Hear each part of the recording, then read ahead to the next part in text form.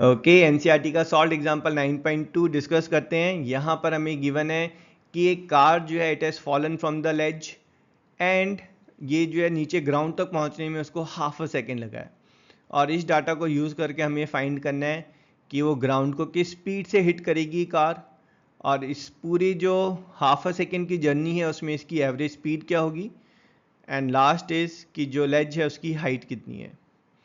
तो यहाँ पर जो है हम एक छोटा सा हमारा जो एजम्पशन होगा दैट इज़ कि इसकी हॉरिजॉन्टल स्पीड जो है वो स्टार्टिंग में ज़ीरो है। वर्टिकल तो ज़ीरो होगी, horizontal speed is also zero. तो यहाँ पर अगर ध्यान से देखेंगे vertically when it's falling under gravity, तो इसकी स्पीड जो है वो यूनिफॉर्मली एक्सेलरेट करेगी।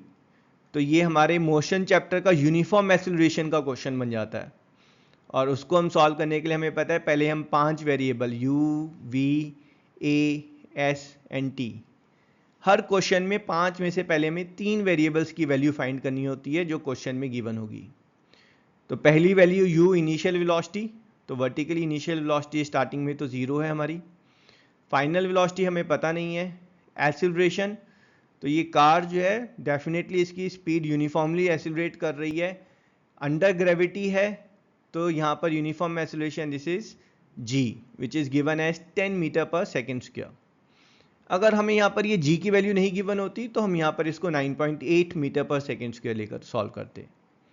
s इज डिस्प्लेसमेंट, इस केस में ये जो डिस्प्लेसमेंट है ये जो है लेज की हाइट है which is not given to us. t is time period, time period it's given कि हाफ अ सेकेंड लगता है उसको नीचे पहुँचने तक। तो यहाँ पर हमारे पास जो मोशन की 3 इक्वेशंस हैं उनमें से हम रिक्वायर्ड इक्वेशन यूज़ करेंगे। पहले केस में हमें फाइंड करना है किस स्पीड के साथ उसने ग्राउंड को हिट किया। किस स्पीड के साथ मीन्स v फाइनल वेलोसिटी हमें फाइंड करना है। u, a और t ये हमें गिवन है, तो s का कोई काम नहीं है यहाँ पर। तो वो इक्वेशन फाइंड करें जिसमें s यूज़ नहीं हो रहा है। तो ऑफकोर्स इक्वेशन नंबर 1 जहाँ पर हमारे पास variable v, u, a, t है जिनमें से 3 गिवन है और फोर्थ हमें फाइंड करना है। तो यहाँ पर इक्वेशन 1 से स्टार्ट करेंगे that is v is u plus A T. इसमें वैल्यूज़ डालेंगे, u is 0, a is 10 and t is 0.5. Solving it will get v as 5 meter per second. So that's the velocity with which it will hit the ground. Second case में what is the average speed during this half a second period? तो हमारा जो average speed का जो formula होता है that is during a uniform acceleration, जो आपका एवरेज स्पीड होती है that is initial velocity plus final velocity by 2। Initial velocity that 0, final velocity is 5 meter पर सेकेंड। ठीक है, यूनिफॉर्म एक्सीलरेशन में है ये वैलिड फॉर्मूला। ठीक है, तो यहाँ पर आप लिखेंगे 0 प्लस 5/2 दैट्स 2.5 मीटर पर second, that's your average velocity. Third case में आपको फाइंड करना है how high is the ledge from the ground.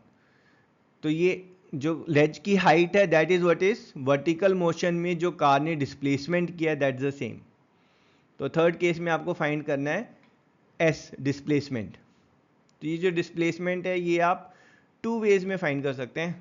पहला, या तो आप यहाँ पर जो है ये फॉर्मूलाज यूज़ कर लें दैट इज इक्वेशन 2 या इक्वेशन 3 यूज़ कर लें। तो यहाँ पर हम इक्वेशन 3 यूज़ कर रहे हैं।